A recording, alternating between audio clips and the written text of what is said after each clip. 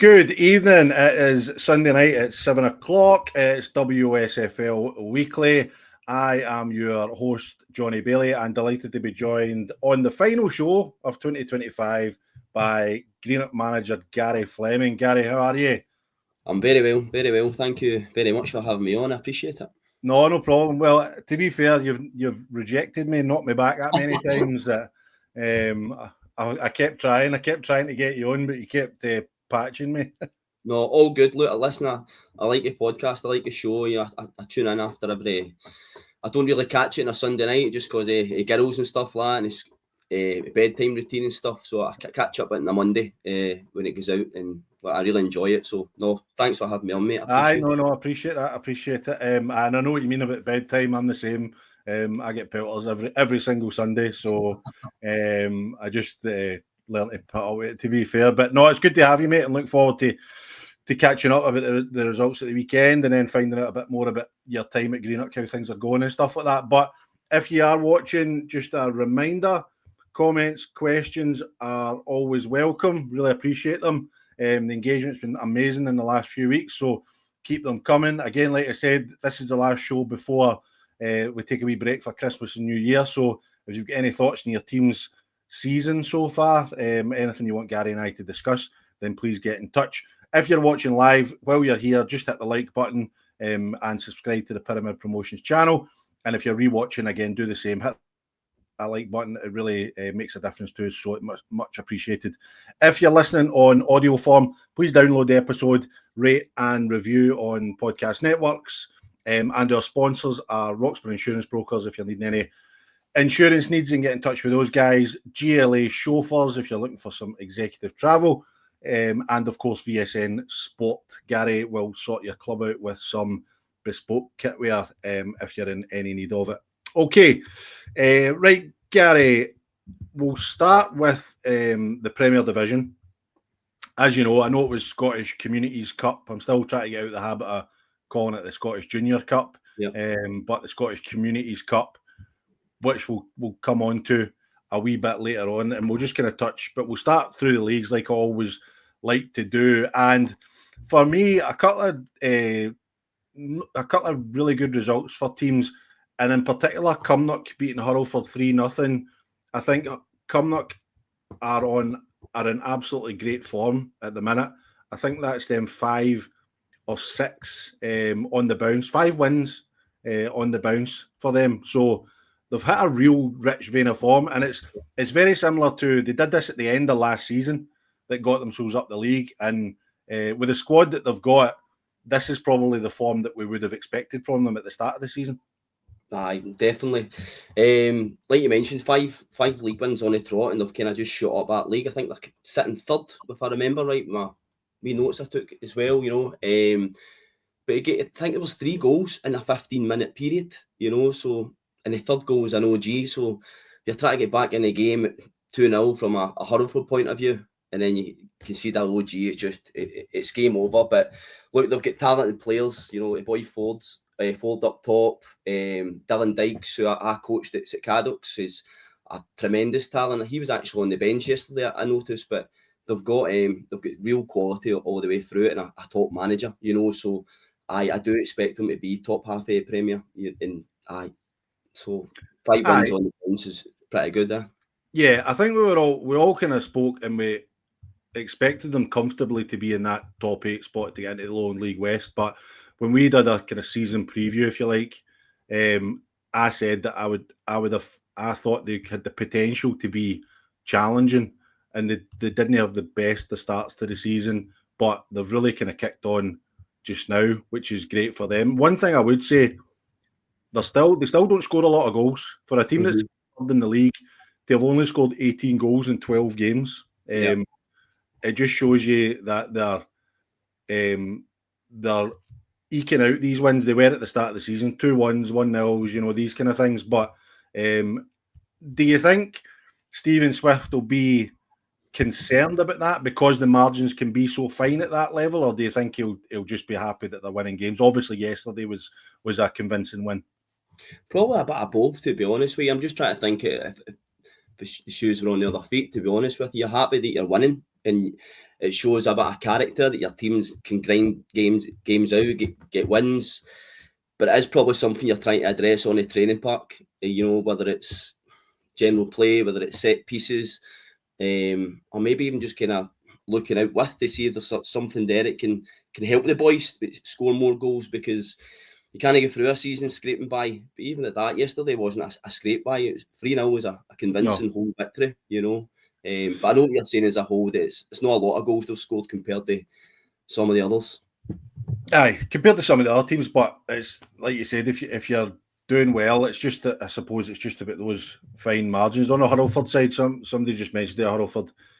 Craig's just mentioned the Hurlford started well and then fell away. They lost heavily to Auchinleck at the start of the season, and then they did really pick up. I think they were sitting second or third for a while, and they've kind of dropped away a wee bit. But I think they'll be fine. I think mid-table is probably where Hurlford expected themselves to be, with a chance of getting one of those top 8 spots. So having the wins in the bank early doors will give them a bit of comfort going into the second half of the season.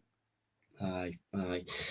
Look, I think Hurlford, if you asked me to start the season, I would have said they're a top 8 team. They'll be aiming to, you know, go up if they meet criteria, if that is the ambition. But they're always a team that goes deep into cups as well, you know. So is that a good season for them in terms of 8th place finish and a cup final or a cup under them? I don't know. You would need to ask the manager on that one. But they are a team from the last 10 years that really established themselves at the top. It been a real top team. Mm-hmm, yep. Pollock had a really good win away to Beith. I know Beith turned them over at Newlandsfield as well, so that would have been a good wee bit of revenge for them. I did speak to Josh Gardner, a coach at Pollock, was just saying that I think you'll maybe notice a theme about yesterday about the conditions. So he was just saying the challenging conditions yesterday. They started quite slow, but once they got that right, they came into the game. They went 2-0 up. Beith got a goal back, and they were worrying about history repeating itself, as they've lost a lot of games this season for winning positions. But they spoke about it, and the players carried it out well and managed to get a third and see the game out fairly comfortably. How important is it for a coaching team, Gary, to see that players are actually listening and taking on board things that you're asking them to do? Oh, amazing. What a feeling. What a feeling. Whether it's something you're working on the training pitch, or whether it's a mentality you've asked them to change. You know, I can think of, I'll come back to the Beith and Pollock game, but one of the more recent conversations I've been having with players is getting over disappointment after conceding a goal. You know, there's a couple of games I felt we conceded one, then another one right away. And we've had a couple of chats about it. And over the last few games, you've seen that kind of resilience that they're not always going to have it their way. And they concede a goal, let it wash off you, reset and go again. So it's amazing that players are buying into what you're asking. But getting back to the Beith Pollock game, I noticed that obviously Carlo Monte was back hunting his old club, a goal and 2 assists. I don't know, have you seen his goal? No, I haven't. No, I haven't. I've been. My missus is working this Sunday, so I've been in daddy daycare. I've been watching the Paw Patrol Christmas movie and the Grinch and all sorts of stuff. So.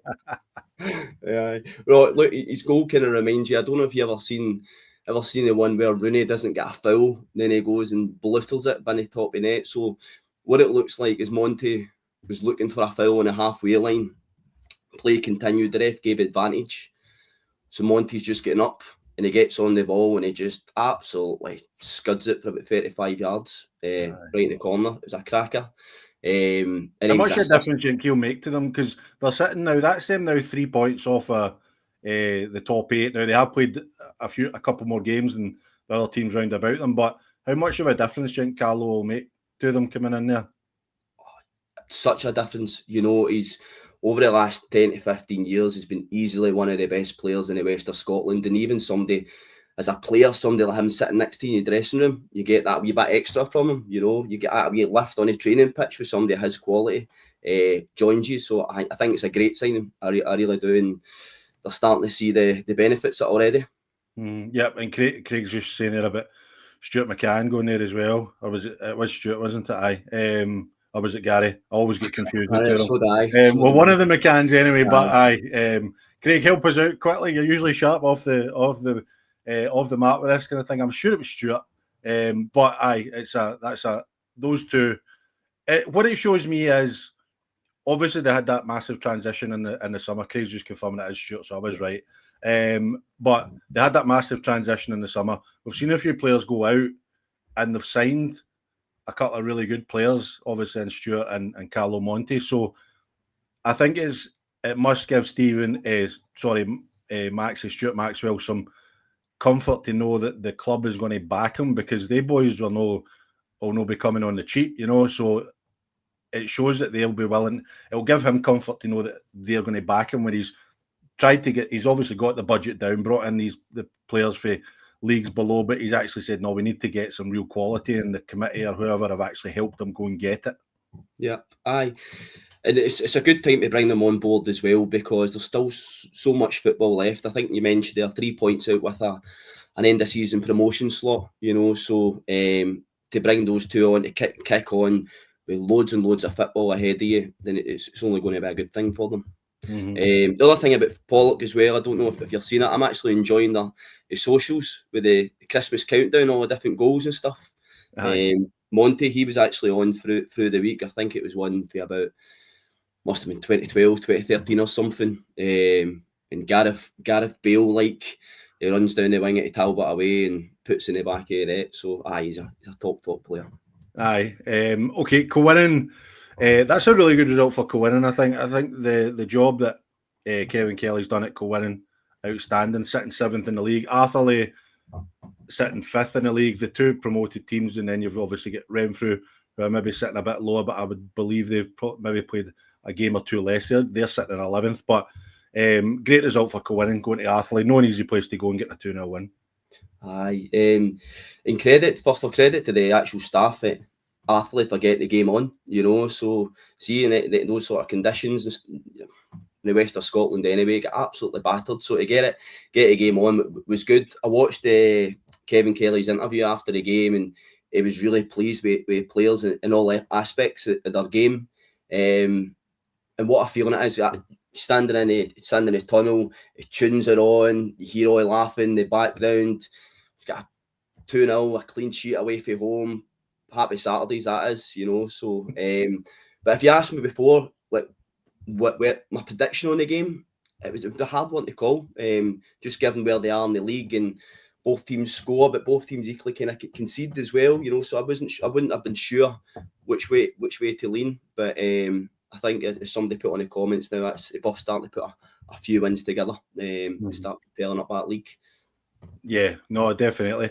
And the final game, Glenafton and Shotts drawing. Shotts, the Shotts are the draw masters, really. I think they always draw a lot of games. I think they've drawn 5 of their games this morning. But Craig's just asking about the Glenafton form, which we touched on a wee bit last week, but they're now sitting. That's, if my maths is right, that's only 3 wins in the last 10 in all competitions, and they did again, like we've spoken about. They had a reasonable start to the season, but that's got to be concerning for Paul Payton. They're now sitting down in 12th, because I would imagine Glenafton, knowing that club being an ex-player, that they would be expecting to be in that lower League West next year. Aye, it's not panic stations yet either, though. I know. Like I mentioned, I think most clubs have got 16, 17 games to go. So there's no panic stations. One each. Okay, it's something you can build on. You want to be winning your home games and stuff like that. So I get why it's seen as a disappointment. We we play Glenafton next Saturday in the South of Scotland Cup with a chance to get into the quarterfinals. Right, so you can't say anything bad about them then, because they'll get up on the board. I know. So with our game being the Friday night last week, myself and a couple of our coaches went down and watched the Largs Glenafton game. And Largs were brilliant last Saturday against them. They really, really were. But Glenafton have got really good players. Really good. The fella up top is Shuggy Kerr, as an absolute lump, and he's a good teammate. He works his socks off, and they've got good coaches and a good manager. So no, it's not panic stations. 3-10's not great. But I think that these guys are equipped to turn that around, and they'll face that in their career many a time, So, but in terms of Shotts are doing really, really well since they went up. Was it not last year before, wasn't it? Is that right? this year. Yeah. No, they stayed up last year, just almost by the skin of their teeth kind of thing. But so that's they're always a tough opposition, you know. So one each isn't the worst, and it's something that Paul and the guys will build on. I'm sure. Yep, and looking ahead to next week, just we're talking there. Troon host Johnston Borough, which will be a cracker. So I'm gonna hopefully get along to that, and Auchinleck away to Drumchapel as well. So a good wee pre-Christmas couple of games, and Pollock v Atherley, the old derby on as well next week as well. So that'll be interesting times next week. I'm looking forward to that. Okay, into the first division. Obviously, I think game of the day in the first division was St Roch's and Irvine Meadow playing each other. I think I spoke with last week with James Macaulay, and I was saying that you would fancy Irvine Meadow, but with it being at St Roch's, then that would maybe kind of make it a bit more eaksy-peaksy. But that's a really good result for Irvine Meadow, going up there, getting a 2-1 win, leaves them in a really strong position at the top of the table. If you look at what's happening at Gartcairn, effectively it's a 7-point gap between them and St Roch's now. 4 points between them and Gartcairn. It's looking really good for Irvine Meadow. Aye. I would have loved to have taken that game in. You know, if I had a spare Saturday, I would have loved to get that along to that top of the table clash. We've actually played both teams in bounce games this year. Both are very, very good sides. I would say Meadow are probably the stronger of the two, albeit they might have not both had their full strength teams out. It's just they've got a real top coach, and you actually see their quality all over the park. But not even all the quality over the park, but they're coached to play in a certain way with the ball, and then the way they adapt off the ball and stuff. They were a really, really impressive team when we played them. So if you asked me before it, I would have probably fancied Meadow, even though it was away. But again, I'm going to probably repeat myself. Still loads and loads of football will be played, you know, and teams will have their wee dip in form, and you can claw back points at the top and stuff like that as well, you know. So 4 points at the top of the day was a good place to be, you know, running into Christmas anyway. So I know. I just think with the way Jamie is, how meticulous he is, how organised he is, how sorted he is with everything, I think it's difficult to see them thrown away now. I know it's 4 points to Gartcairn, but I'm not even including Gartcairn, to be honest, with what's going on there. So you're looking at 7 points to St Roch's, who I view as their next challengers. I struggle to see, and maybe they will, who knows, but I struggle to see a Jamie McKim team throwing away a 7-point lead, even though there's so many games to go. I agree with you, to be honest with you. He's the way he is, how intense he is, you know, as good of a coach he is. I think they're on their way now, you know, and it'll be very, very hard to catch them. So I'm probably agreeing with you in that one. Aye, and what was St Roch's like when you played them? Because I'll be honest, Gary, they're a team that I don't know too much about. I don't know too much about St Roch's. So what were they like when you played them in a bounce game? St Roch's are really, really good. They had Darren Miller in the middle of the park, and he was the one that kind of tried to make them tick. They had I can't remember the fella's name, but a centre half at the back who was really, really impressive, big, aggressive, imposing, and pace up top. You know, so they get different attributes throughout the team. I just felt that when we played Meadow, they just moved the ball at another level. You know, which is reflective in the sort of league positions just now. Mm-hmm. Yep, and we touched on there the goings on at Gartcairn, taking a down 7-1 off Muirkirk after losing 6-2 to them last weekend. So that's 13-3 over the back-to-back weekends against Muirkirk. What do you make of what's going on at Gartcairn? It's sad to see, because I mean they're on the cusp of going to Premier League, you know, and if it's the investment that's been pulled out, then my question is, what was the objective in the first place? You know, if you're on that track to get to the Premier League, then all of a sudden it's been pulled away. So it's really, really sad to see. We don't know the circumstances in the background, so it's one you don't really want to comment on because you don't know whether it's personal, business, football circumstances. But it's just sad to see all these players that were doing so well and having a good season go elsewhere. And it's the coaching team as well have probably put in so much time and effort up to this period to then not get to see it through. But disappointing for them as well. But look, credit from your cup to getting the 7 goals and doing it at home. A couple of local boys, Greenock boys there, Ali Taylor and Andy Monk, and Marty Campbell was a coach at Muirkirk. He's Greenock based as well, so good on them. Well done to them. Yeah, I saw they signed Andy Monk. That'll be a good signing for them. Gives them that experience and goal scoring attributes at the top end of the park. You've done really well for Beath.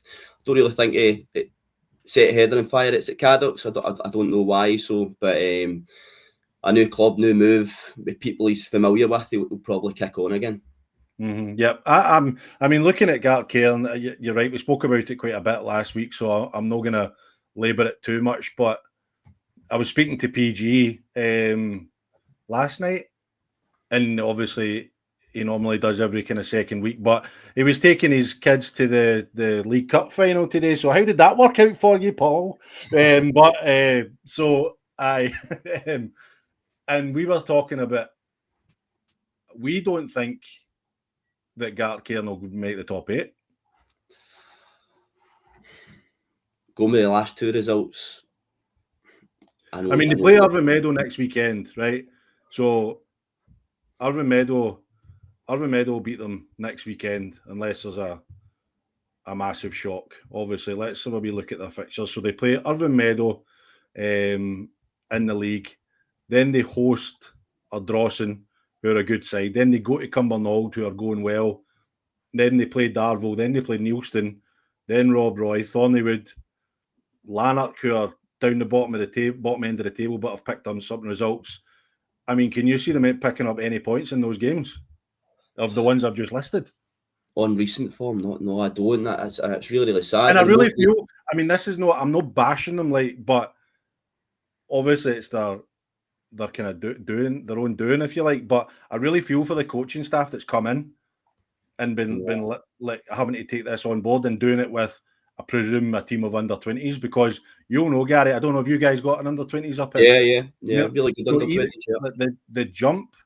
The jump from 20s to first team at this level, and even in the second division where we are, we see it at Maybole, but in the first division, especially when you're coming up against these really good sides, it's massive, and it's I don't know. I just don't see. I really feel for the players that are left and the coaches that are left, because it's going to be a really hard run. It will be, as such a jump. One of the things I've actually, so we have a lot of pathway players through Greenock ranks over the last 3 years. And one of the things that I notice with pathway players is they take a while to adjust to playing on grass. You know, I don't know whether it's the Friday night Astros. The bounce is more predictable, the roll of the ball, the pace, but we take them onto a grass park. It takes a few weeks, a couple of months to adjust their games and adapt to the different pitches. That's a massive difference that I seen in players taking the step up. But they're not only taking the step up in the 4th or 3rd division, the Championship's a very good level. You know, so to go from an under-20s Friday night games or what have you, and playing at that sort of level, to then playing against your Irvine Meadows and St Rocks and Ardrossans and stuff, it's going to be tough. Yeah, and speaking of Ardrossan, they had a disappointing result yesterday, losing 1-0 away to Cumbernauld. Again, knowing Cumbernauld, but I don't know if they've done any work to it, but it was always pretty heavy. So yesterday, I can imagine what it would have been like. But Cumbernauld are now sitting, that moves them a point behind Ardrossan. If you look at the form table, they're sitting 3rd in the form table with 5 wins at the last 6, whereas Ardrossan on the other side, 5 losses in the last 6. So Cumbernauld have really marched them down. They've got 2 games in hand over Ardrossan and Gartcairn, but if they win those games, could put them into contention top 3. Aye, and they've done a great signing through the week, Cumbernauld, as well, in terms of the fella Archibald.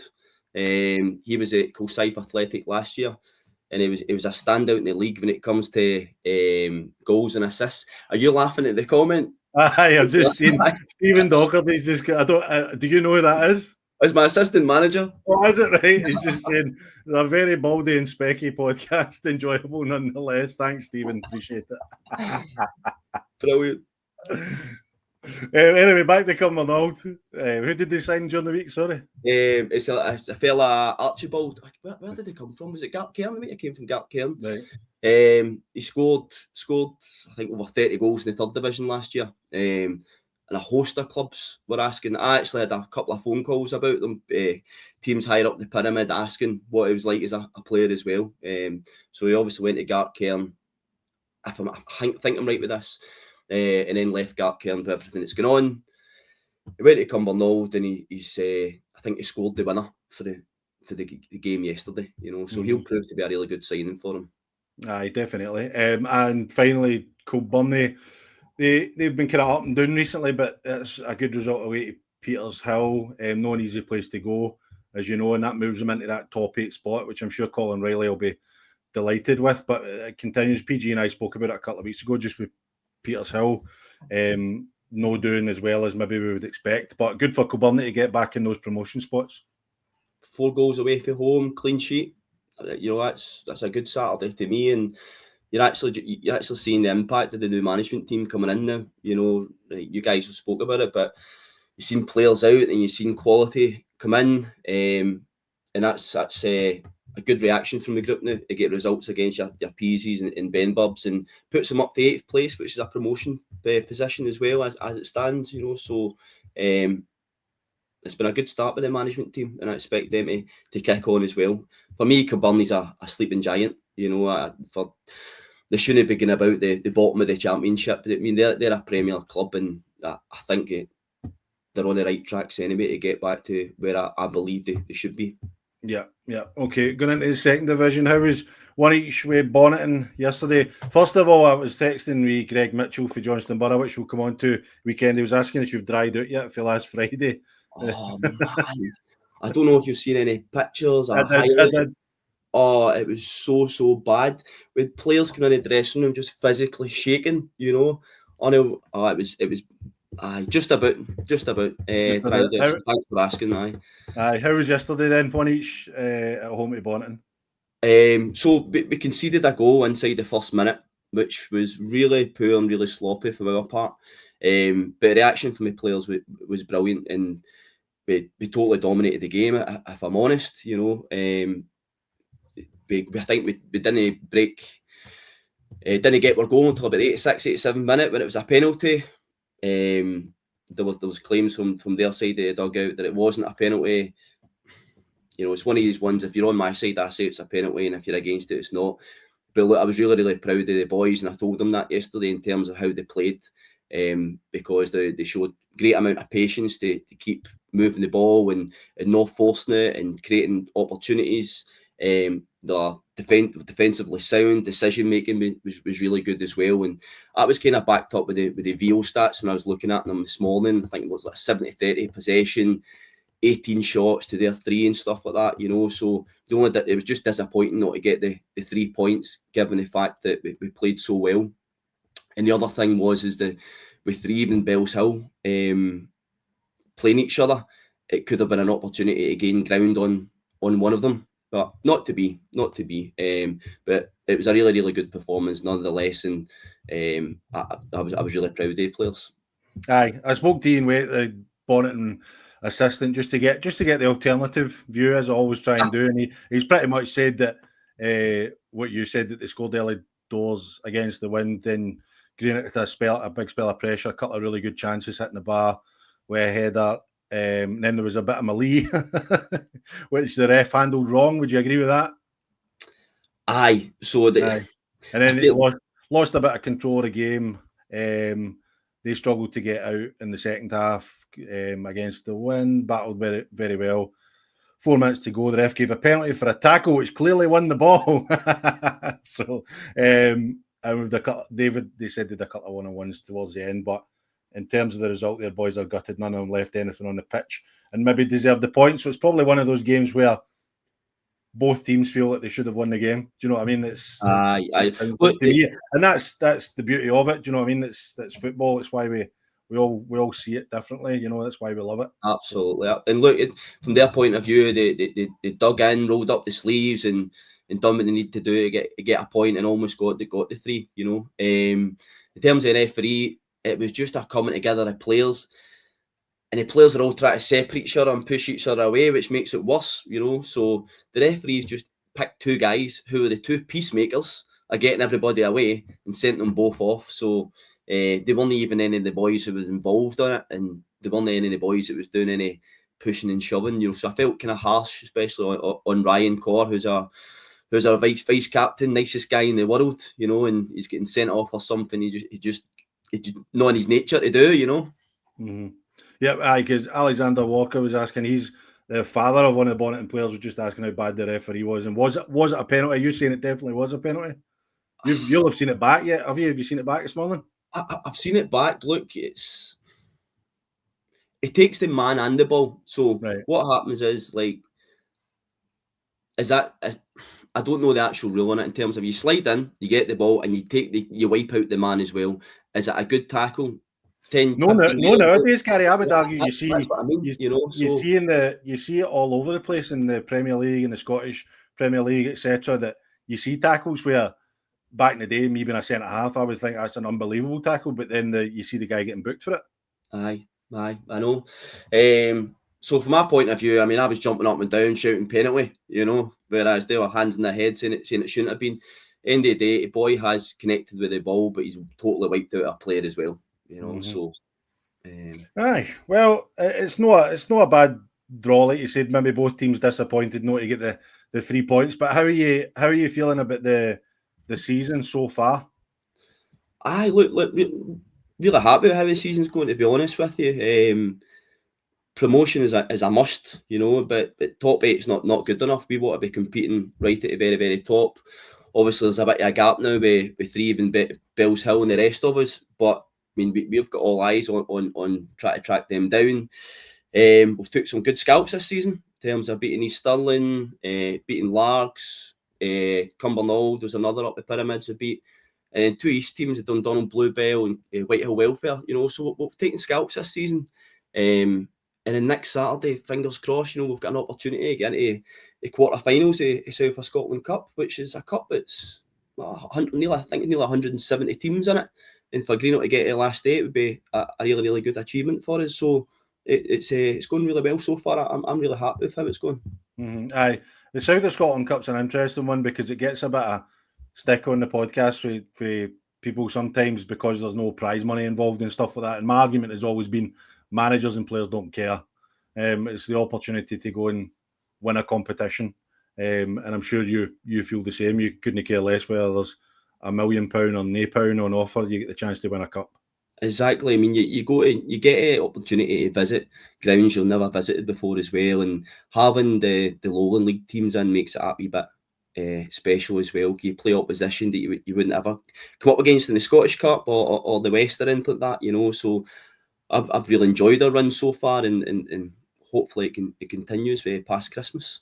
Mm-hmm. And how are you feeling getting into Saturday? Obviously, Glenafton are known the greatest run of form. You guys are going okay, and you, as you said, you've taken higher level scalps already this season. How have you approached the games against the upper, when you've stepped up a level? Have you changed anything, or have you just kept it as is?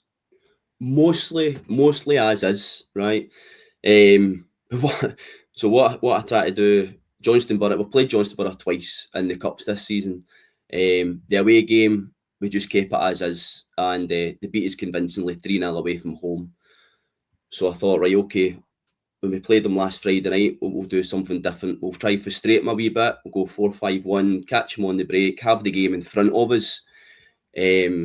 But plan out the window when you're 2-0 down after 10 minutes, you know. So you're back to playing the way you know. So I think from now on we'll die by our sword and play our way. We don't adjust to anybody. We've done it once this season. It didn't work out. It's not us. So we'll just play with who we are and what our identity is. Mm-hmm. I know your best. I always think that sometimes that's the best way. You know what I mean? You know your team. You know what your team's good at. You do it every week. So I think this kind of thought process that you're going to change something because you're playing against a better team, where you're maybe asking players to do something they've not done all season. You know, exactly. and you've identified a way of playing for your team that's helping you win games all season. So why would you then go away from that just because you're playing a so-called better side? I know. Look, that last one's totally on me. You know, I made the decision to change the shape that way. I just felt we had players who could hurt them, but additionally, we're a good unit, defensive unit as a team as well, and I thought we could use that to our advantage. It didn't work out, and it's a learning for me as well. You know, so aye, die by the swords the way forward. Mm-hmm. I've seen this. You're saying that it's a learning for you. You're still a relatively young manager, quite reasonably new into post. How are you finding the management side of things? Brilliant. Look, I absolutely love it. We've got a brilliant, small, hard-working committee here at Greenock.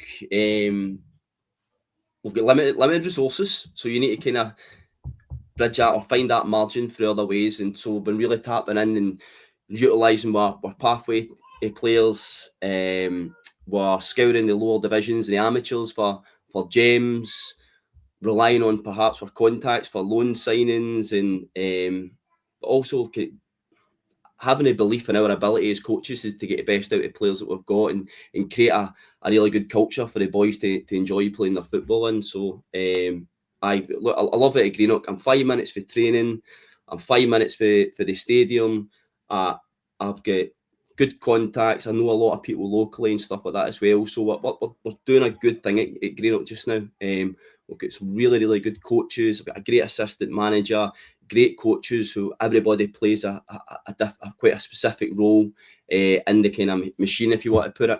And the boys are totally invested as well. But even the small things like race nights, golf days, the Christmas appeal for our local community, and attendance at the sports hub and stuff like that. So everybody's all bought in, and Greenock Juniors is climbing and going the right way, you know. So it's a very, very enjoyable place to be coaching just now.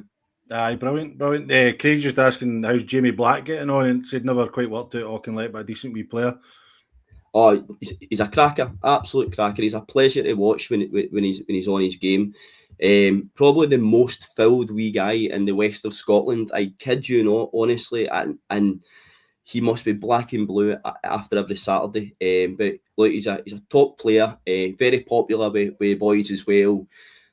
I played with him when I played, and he was only 18. I think Jamie's only 23 or 24, so he's got years and years ahead of him. Yet he's probably got 150 junior games under his belt, you know, now. So top player, and we're really lucky to have him at Greenock, to be honest with you.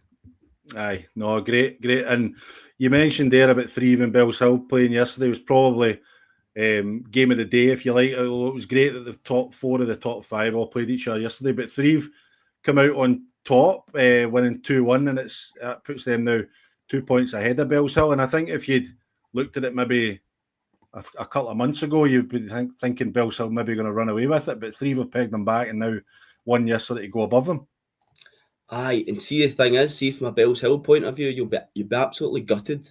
Because correct me if I'm wrong, I'm sure it was 2 late goals from Threave. You know, so if you're leading away from home 1-0, I don't know what the first goal was, 80-odd minute, and then you're leaving with no points, not even the draw. I mean, that's a real blow. But in terms of Threave at the top of the table, doesn't really surprise us. I think they're a very, very good team with some real great individual players as well, you know. So and I always look forward to, I think we played them last year, and it's like when we play in Threave, when we go out at home and away, it's just a team you look forward to coming up against because they have quality, and I'm sure that our players feel that as well. So yeah, from a Bells Hill point of view, they'll be absolutely gutted, but from a Threave point of view, they'll be delighted with that. It was 86 minutes and 90 plus 5 that Threave scored. So you can imagine I didn't text Jonny Fallon this morning for an update on the game. I know. I'll leave that one well. I'll leave that one well alone. I know, but I suppose it's massively disappointing. They've lost their top of the table status, but Johnny's just got to pick those boys up, and there are enough good players in that team to pick them up and go again. And I'm sure that was only the first time they've met each other as well, so they get to play each other in the return. And you know, when I had a wee look at the league, they've both only played 13 games, so you've got 17 games to fit in between now and the second week in May. You know, so loads and loads of football. So, I mean, there's only 2 points separating them. Mm-hmm. So it's one of these ones. You just dust yourself down quickly and make sure you win the next one. Mm-hmm. Yep, and from I know we spoke about Bellshill, but that it is 3 losses on the bounce for Bellshill. Granted, 2 of them have been in cups, one to Blantyre, one to Kirky Rob Roy. So you're not worrying, but 3 losses on the bounce can have an effect on your team, can't it? Even though it's games that you look at and go, right, that doesn't really count towards our bread and butter, but it still has a psychological effect on your team. Winning's a habit, whether you're playing well or whether you're grinding out results. So I get it from that point of view, but you can look at it from the positive side. You've not got the distractions and the cups and stuff, and your sole focus is the league. I don't know how many cups they're out, to be honest with you. You know, so they're out those 2, but are there any other ones? I don't know. If they're not, then it's a positive that your 17 games is tunnel vision on the league. So it just depends what spin you put on it, I suppose. If I'm just looking, I'll just do some research quickly. Yeah, so they went out of the South Challenge Cup to Atherley. They lost in the Communities Cup to Rob Roy. That was the one against Rob Roy. They went out the West to Blantyre, and let me see the South Challenge Cup. They lost that to Atherley. So I think they're out of all the cups. No, they're still in the Scottish Communities Cup. No, they're not because they get beat off Rob Roy. I'm talking the base size of my house. So I think they're out of all the cups. So you're right. It's a good way of thinking, to be honest, Gary. It's probably why you're a manager and I'm no, that you can just have that tunnel vision and focus on winning the rest of your games to try and win the league. Because I know you're maybe not going to concede this, but it looks as if it's going to be between those 2. Aye. We'll see. I like it. Listen, I wouldn't expect anything less. You don't need to say anything else. Your reaction said everything. Alexander Walker's just saying they're 3 best football inside in the league for him. We've played them both. I would agree, but I don't know how you feel, Gary. But I would. My instinct was to favour Bellshill just because I felt they had real quality in the top end of the park that could really hurt you at any given side, even if the parks aren't great or the conditions aren't great. These guys at the top end of the park could find a way to get a goal that could win you games, which is why I maybe went with Bellshill, but maybe I'll be proved wrong.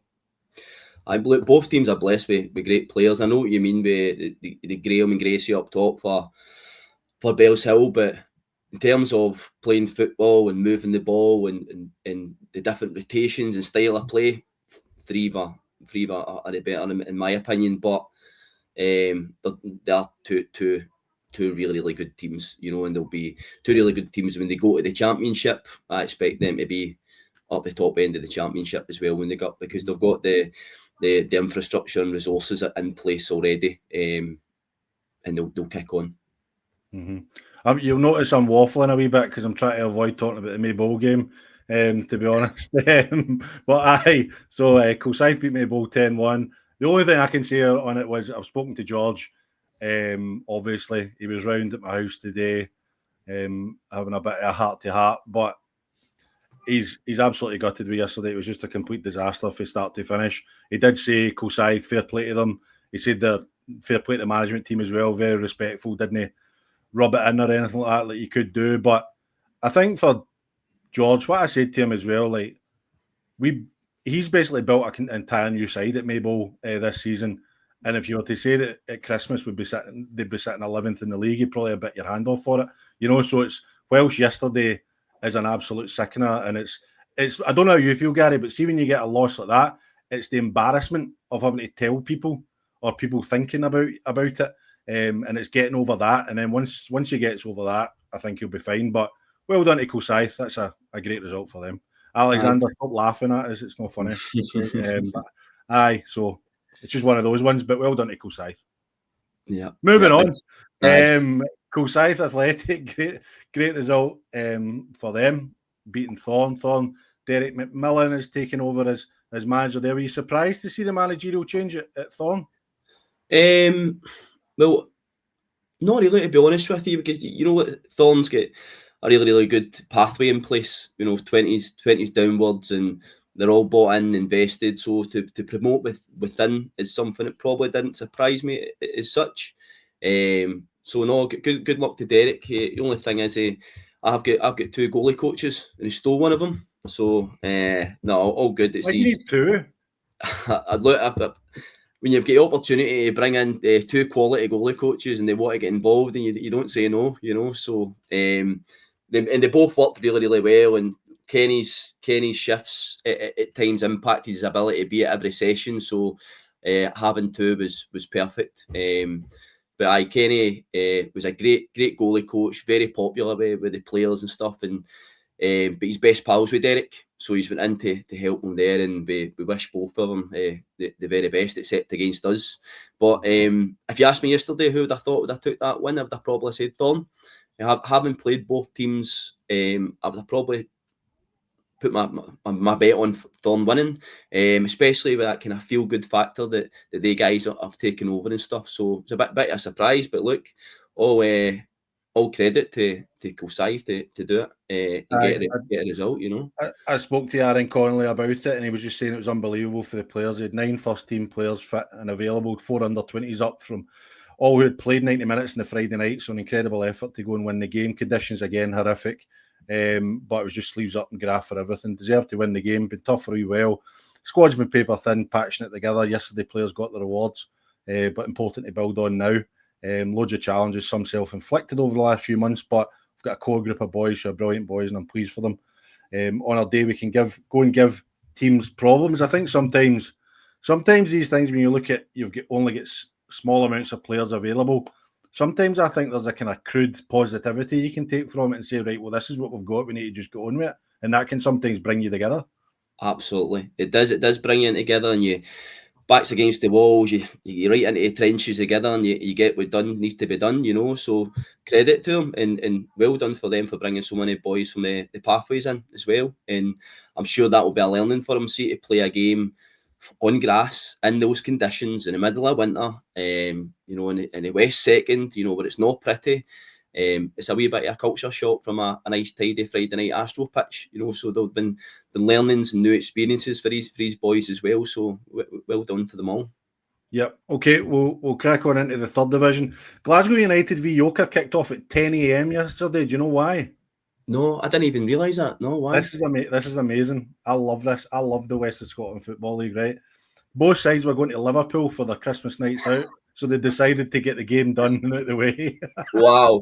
Wow, that's a new one. I've not heard that before. That's absolutely outstanding. A great result for Yoker, to be fair, winning 4-0. Good for them.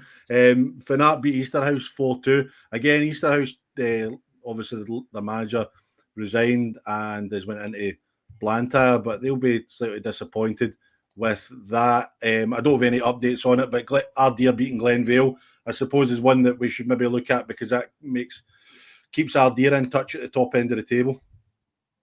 Aye, it does look, and there's 2 managers I've got a lot of respect for, Lewis and Sean. I come up against their teams last season, and they've got good sides. But it was a great win for Sean and the boys, and he's doing really well at Ardere. He can galvanise that sort of local community and creating a culture and environment that players want to be there for him and play for him. You can see that. I really enjoy watching his interviews as well. You know, it kind of typifies what it's like to be a manager, because you're either on cloud 9 or really low after a winning defeat, and his interviews show that. So really well done to them for that result. Lewis probably thinks it's not the position he would have wanted to be at this point in the season, but they've got good players, and there's loads of time to kind of climb that league. You know, a string of wins, and you shoot up it and they'll be back into those promotion positions. And I actually fancy them, they'll be able to grab one of those promotion slots coming in the season. Aye, and Friday night, there was a game Friday night, Glasgow Uni against Girvan. I was texting Dean last night about something completely different, but I was asking him how the game was, and he was just saying they were good, conceded poor goals and stroke at half time, and then a wonder goal in the last minute. Couple offline, hit the bar, probably the toughest away game this season, but we'll know better this time next week if it's a good point or not. Dean's got to be happy with how his season's going so far, sitting 7th in the league. Yeah, really good coach. I knew it would become good for him. To be honest with you, his teams are always really hard to play against. You know, he sets them up. They're well coached, well drilled, and it's no surprise to see him doing so well this year. And hopefully, he can go in and get that jump up in the league at the end of the season. Aye, I was gutted though Ivy Craig Matt was off, because that was looking as if that was going to be another contender for the game of the day. Only a couple of games in the 4th division. I've spelt Saltcoats wrong there. I'm just noticing. You can tell I type this up at 12 o'clock midnight when a wee man's in bed and the missus is in bed and I'm sitting. This is what I do my Saturday night, Gary. I don't know about you, but I'm typing banners in for the podcast on a Saturday night. But great result for BSC. Again, the turnaround in their squad has been incredible. I spoke to Barry McColgan. He was just saying they went into a 2-0 lead early doors. Eglinton grew into it, got a goal just before half time. Conditions were terrible, but changed it up second half, limited their chances. Really good 90 minutes. 6 teenagers on, including young Alex, who played 25 minutes. Born in 2008. What does that make him? My maths is terrible. 18. Aye. But I said there's been a tough few weeks for them, but again, I think we say it every week, but the turnaround at BSC to go, Eglinton have had a good season, but to go there and beat them 2-1, brilliant for BSC. Really pleased to see that. Aye, really well done. And you get 2 early goals and keep the lead, keep the distance in the game, and get the job done. And they get a good away draw to a Carluke team that's been doing really well this season as well last season. So they've built on that this week. So aye, good luck to them. There's 3 points outside a promotion slot, so well within their grasp as well. Aye, and Saltcoats take care of Rossvale pretty comprehensively, 4-1. Again, that's Saltcoats, that's 4 at the last 5. They've won. The only one loss was a 1-0 home loss to Royal Albert, but on that run they've beat East Kilbride Thistle, they've beat Carluke, and they've beat Irvine Vics. So I suppose for Stevie it maybe be good, Stevie Wilson, the Saltcoats manager, it'd be good to see them being able to take care of a team that's run about them rather than at the top end of the table. I know it's easy to get up for games when teams are top of the league or from another division, but when it comes to your bread and butter and showing up and stuff, then there's a certain mentality and mindset that you need your players to adopt to get the job done. So but well done. 4 and 5 in all competitions is good form to me. Yep. There was one West of Scotland League Cup game. Whitlett's drawing 3 each week. East Kilbride Thistle. East Kilbride winning 5-4 in penalties. East Kilbride, again, I've said they've been a surprise package this season, and people always shoot me down saying that no, they're not. It's probably just because I don't know a lot about them, but to go to a first division side, keep them to a draw, and then get the winning penalties must have been a good feeling for them. Oh, definitely. Away from home, 3 divisions above, so well done to them. And the thing is, they're still in the chance of competing for that title as well. So they're having a really good season.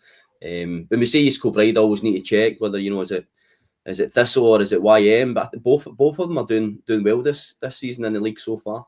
Yep.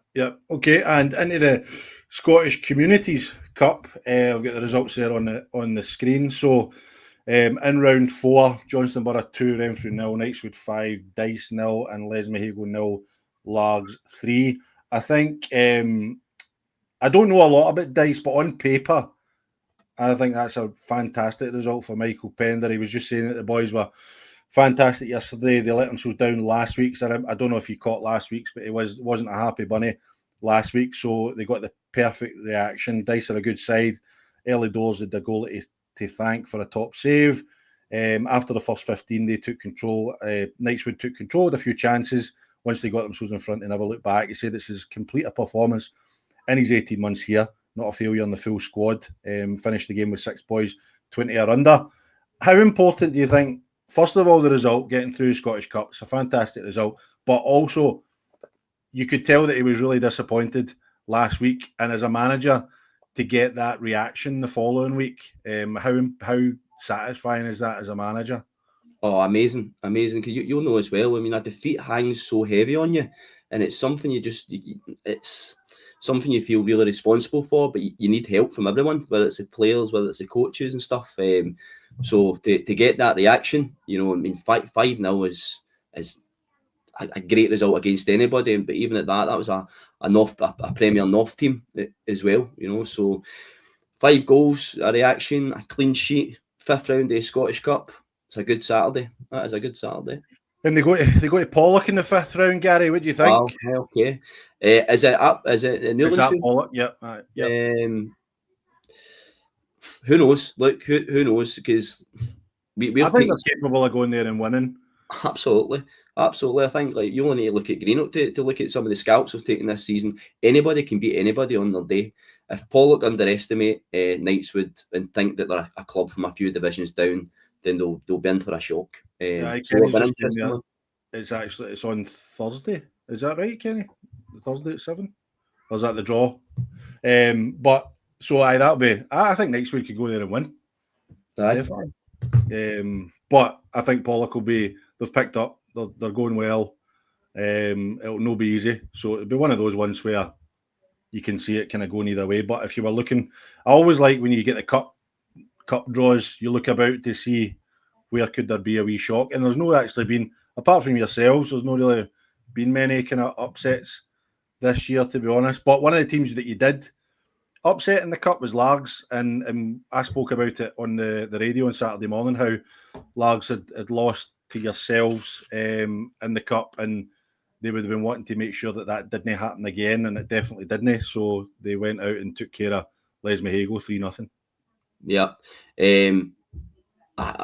So anybody that knows me, I've got a wee soft spot for Largs, having played there for 5 years, and I regularly get to games and stuff like that. So delighted for Arnie and the boys. Lesmahago, when I played for Largs under Arnie, and as a coach as well, Lesmahago away is a bogey ground. It really is, and it's such a.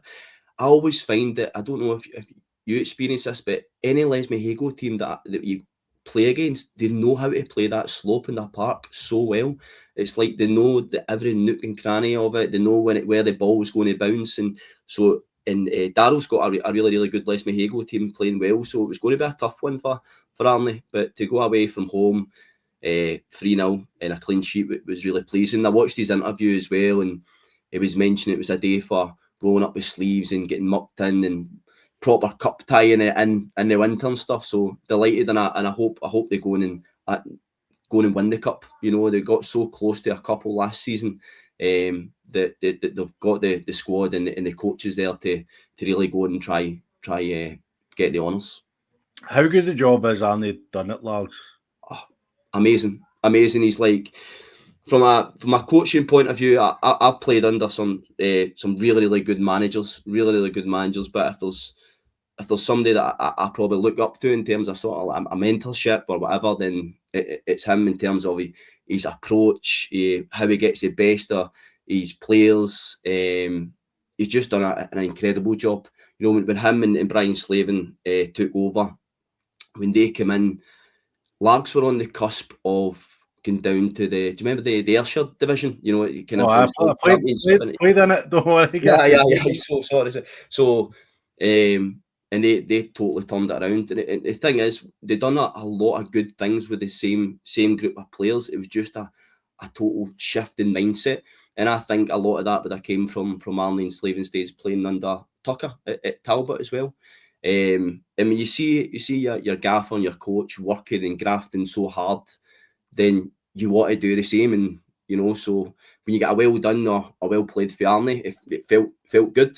So and I think that's kind of a wee bit of the secret of why he's done so well for so long, because he's get the respect to his players and get the most out of them. So well done. There's always chat, and it's no happening this year, of course, or anytime soon. But when Tommy does decide to leave Auchinleck, the chat is always that Arnie's the heir apparent, if you like. Do you think that makes sense? Absolutely. But you would need to ask Arnie. But on paper, it does because of his background and stuff. But he's been at Lars for 10 years. His family's ingrained in it. He's ingrained in it. So if he was to ever move on, he would need to make sure it's the right move for him. But obviously, the fairy tale is that he returns to Talbot and continues that sort of success as a manager with them as well. But Largs will not want to see him go either. No, I think it's one of those things. You look at these managers that have been at clubs for a while. Dan Henderson's another one at Hurlford, and you think, where did they go next? Do you know what I mean? Like where did they go for there? So but he's done a fantastic job, and like you said, avoiding the banana skin of yesterday, because you're right, Les Mehigo is not an easy place to go at any time of year, never mind on the 13th of December. Johnston Borough beat Renfrew 2-0. Greg Mitchell, the Johnston Borough coach, was just saying there wasn't much in it first 30 minutes. They had all the ball without testing the goalie. They got a penalty 35 minutes in to go 1-up and should probably score 2 or 3 more half time. Second half, they came out and scored 10 minutes in after a mix-up in their defence. Then they started throwing bodies forward. Johnston Borough had a couple of opportunities to kill it, but overall comfortable, delighted with the win and a clean sheet against a good side in rubbish conditions. So, pretty solid result with Johnston Borough. You obviously saw them up close last week. What was your thoughts on them as a whole? Best side we've faced all season, to be honest with you. And we've played a few Premier sides and bounce matches and stuff, and come up against other clubs and other competitions and in the league and stuff. But I would say they're the best. They've just got quality and threats from all over the park. And the lad Rossiter is, I think, probably the best player in the West of Scotland set up. He's phenomenal, absolute phenomenal. It's a pleasure to watch. And I was speaking to one of my coaches, I'm sure, the other day, that I reckon you could see Rossiter up the divisions, but he's obviously happy at Johnston Borough for whatever reasons, but I think he could be up another 2 or 3 divisions easily. He's that good. Aye, it reminds me a bit of John Robertson that's at East Kilbride right. in the League 2. You know what I mean? Just pure ability. Do you know what I mean? Like, just so much ability. It's actually scary sometimes when I think of my own career, how, like, as I've said many times, my head was my best foot, and you look at some of these boys and the things they can do with the ball and stuff like that. It's incredible. I know. See if you get the chance to watch the goal against Greenock from the edge of the box. The ball's coming at him 100 miles an hour, and it just the way he connects it and puts it in the net, and you just got to stand back and applaud it. He's a top player. Mm-hmm. Yep, and into round 5, Auchinleck beat Rutherglen, fairly straightforward. I think for Auchinleck, a couple of the regulars have gave us a wee kind of update, just saying it's horrible conditions, cold, wet, windy, not a day, but officiating was questionable, but fairly routine win for them. Gary, what's your take? With a couple of people asking what our thoughts are on the Auchinleck game being moved to Rugby Park, which, if you'd listened to WOSFL Weekly last week, you'd have heard me break that news that the game wasn't going to be at Beechwood. Not that it would be at Rugby Park, but it wasn't going to be at Beechwood. So that's why you should always be watching. But what's your thoughts on the game getting moved over to Rugby Park? Well, it's a shame that they can't do that sort of historic game and take Celtic to Beechwood, because that'd be such an occasion. The only thing you could do is kind of look at it on the positive side. Hopefully it works out a wee bit more financially, more beneficial for them. But from a player's point of view, a chance to play in front of more fans and stuff like that. So you need to kind of take the positives. I understand the decision, but it's a real shame that it's not going ahead. Mm-hmm. But see, actually, I mean, referencing that game yesterday, and the guys who are at the game will know better myself, but I was having a quick look through the highlights today before I come on the show, and from a Glencairn point of view, they would have been quite disappointed with how it panned out, because the first goal was a wee bit messy, whereby the centre half heads it back to the keeper, and the keeper's not managed to collect it. So striker nits in and scores. So from that point of view, if you're a manager, you probably expect a wee bit more tidier. And then Talbot go down 1-0 after a player gets two. You can't go down 1-0. They won 3-0, Gary. No, sorry, down to 10 men. Sorry, down to 10 men. Sorry, down to 10 men. They were up 1-0. From a Glencairn point of view, right? Okay, let's take a game to them, and then they go in and concede a freak goal where keeper punts it bounces, skids off a ground, almost over the Glencairn keeper. He palms it, and the striker runs in and scores. So you're like, but see, the thing is, Gary, see when you go to these teams, and I know they're in the same league, right? So I'm not being disparaging towards Rutherglen, but see when you go to these teams, you can't have things like that. No, you know, that's what I mean. You just can't have things like that at all. And then you're on the back end of a 3-0 win. Do you know what I mean? That's the difference. That's the margins. You know, Auchinleck don't make those mistakes, if that makes sense, and give you a chance. So it's one of those. I don't know if you've ever had it, but I've certainly felt it where you play against good sides. I remember coaching against Auchinleck, and you think they've not actually done anything, and they've beat us 4-0.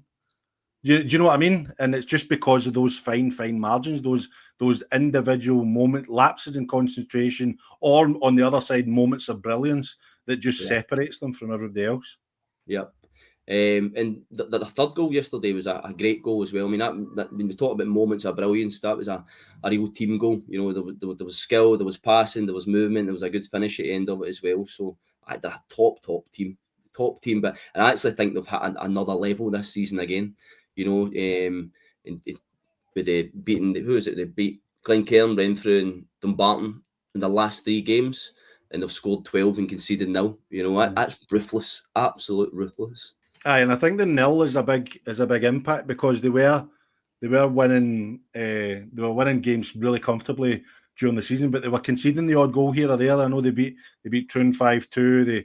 They beat St Cadoc 7-1, but there was always like that 1 or 2 or whatever there. But as you said, to go 3 without conceding, it's you think about how do they step up another level, but here it comes. But I am disappointed that it's not at Beechwood. I think you can tell from the Auchinleck statement that it was nothing to do with them. It was all whoever has made the decision, whether it's been the SFA or the police or whatever. So it's just a shame that Rangers, and I'm sure it would have been the same if it was Rangers. So I'm not having a go at Celtic, but it's just a shame that clubs like Celtic carry that much of a threat, for want of a better word, that you can't use your own ground. Do you know what I mean? And I'm sure it would be the same if it was Rangers. Yeah. No, I know. Like I said, I understand the decision, and it is such a shame, but you just need to see it. You know, I would have got them to reverse it to Celtic Park, because see if you're not going to play, I don't know if that was even a possibility, probably not, but see if you're an Auchinleck player and you want to play at Beechwood, that's your number one, but you don't get the opportunity to do that this time, get it at Celtic Park then, because I'd rather go and experience that, because some of these players maybe have never done that before. Go and experience Celtic Park rather than playing at Rugby Park. Yeah, and somebody made a good point in the comments, to be fair. I mean, they hosted Hearts, you know, so it'll be... But it's different levels. I know what you're saying. I know Hearts are where they're coming from. That comment. Celtic are miles ahead. Craig's just corrected me there, saying the SFA choose the venue, not the home club. So, so I get that.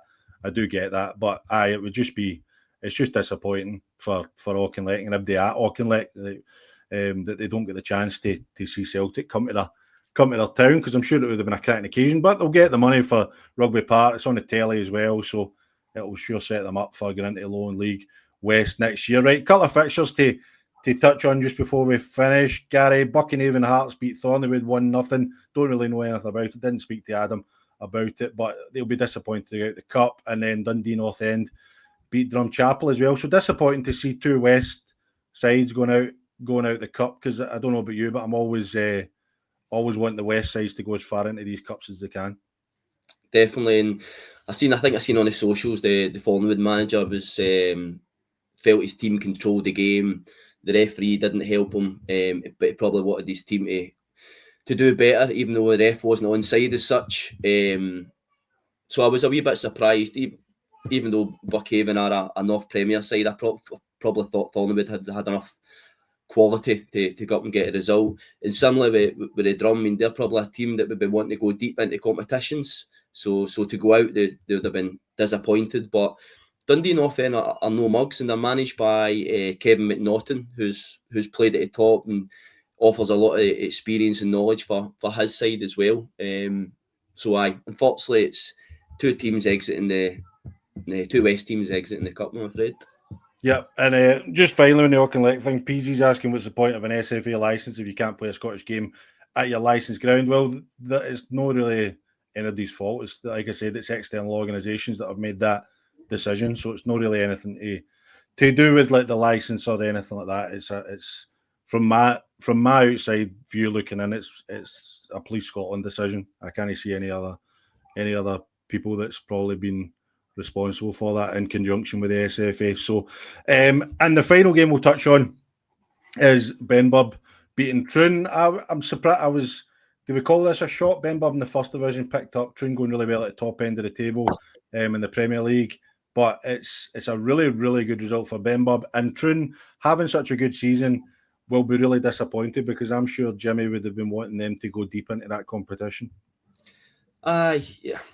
You would probably say it's a shock because they beat a team a division above, but Ben's have had some big scalps this season, beating Cowdenbeath and doing well in the senior Scottish and playing Montrose and stuff like that. So they've got a bit of a knack for winning in cup games. On paper, you'd have probably said Troon would have been the favourites, but that's the beauty of the cup. That's why we do it and why we enjoy competing and watching these games for upsets like that. So all credit to the Bens and good luck to them in the next round.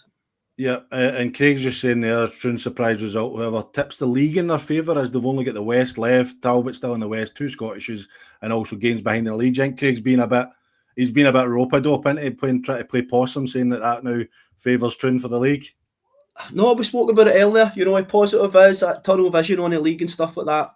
You can either mope about and sulking at the fact that you're not through, or you pick yourself and your players up and get that sort of tunnel vision approach and do what you need to do in the league. Yeah, no, definitely. And just for clarification, Kenny Young, our fixture secretary at the West of Scotland, coming through as always. So Saturday 17th of January is round 4. We've got Fraserburgh or Dundonald who have still to play versus Lochee, and Armadale versus Roy in round 5. And then Saturday 17th of January, round 5, Dundee Violet v Johnston Borough and Paulet v Knightswood on then, which will be good. And then we've got round 6, which will be any single team ties, if any are drawn, involving Benburb, Buchanhaven or Dundee North End. Talbot are unavailable as they play Celtic on this Sunday. So thank you very much, as always, Kenny, for clearing things up. It's great having a committee man here to keep me right. Gary, Yeah. You can't say anything bad about Kenny. Now he's on, because he watches the show. But one thing I've not touched on yet is the Strathclyde Cup that took place this weekend. So the Strathclyde Cup is finished effectively because Whitlets have won it, but yet Royal Albert were playing against Forth on Friday, and then Campbelltown were playing, Port Glasgow, and the game got abandoned. So just patch them. I don't know.